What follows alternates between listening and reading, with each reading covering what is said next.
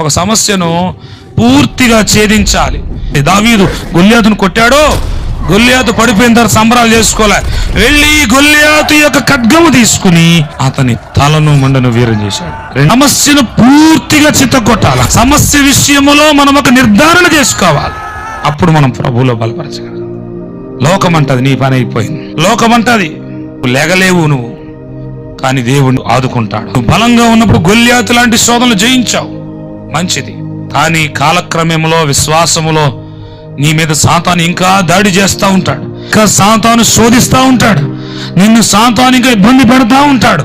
వాడికి వాళ్ళు వీళ్ళని తేడా లేదు, ఎవరైనా ఒకటే. సాతాను కూడా ప్రలోభ పెట్టడానికి అద్భుతాలు చేస్తాడు. సాతాను కూడా నిన్ను తన వైపు తిప్పుకోవడానికి రకరకాలైన ఆకర్షణలు పెడతాడు. ఎంత శోధించాలో అంత శోధించడానికి ప్రయత్నిస్తాడు. దావీదు మాదిరిగా మనం నిలబడాలి.